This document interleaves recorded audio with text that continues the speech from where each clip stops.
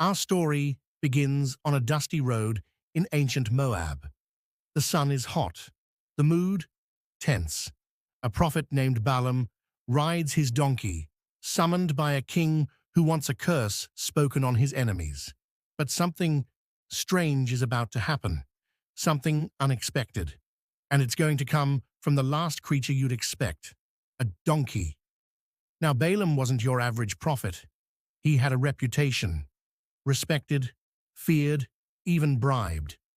King Balak of Moab was terrified of the Israelites approaching his land. So he sends messengers loaded with gifts to convince Balaam to curse them. At first, Balaam says no. God had told him not to go.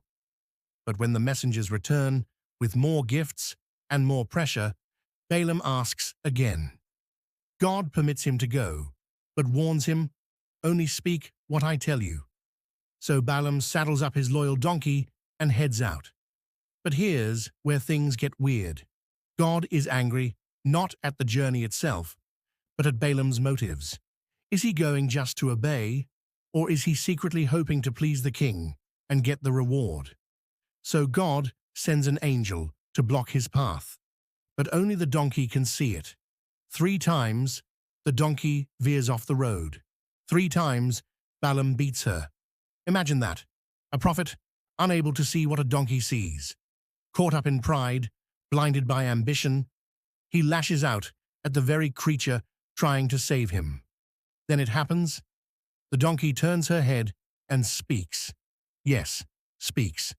"What have I done to you that you have struck me these 3 times?" And just like that, Balaam's eyes are opened. He sees the angel, sword drawn, blocking his path. The angel says, "If your donkey hadn't turned aside, I would have killed you." Let that sink in. The donkey didn't disobey. She saved his life.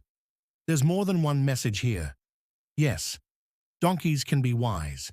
But more than that, pride blinds us, anger misleads us, and sometimes truth comes from the most unexpected sources.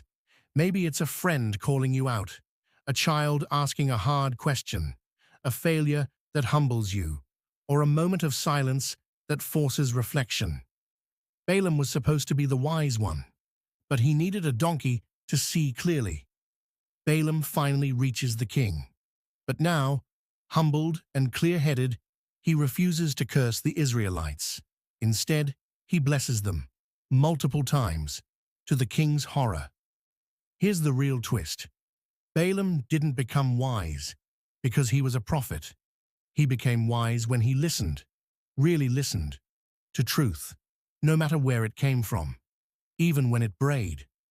So what can we take from this ancient tale? First, that pride is dangerous.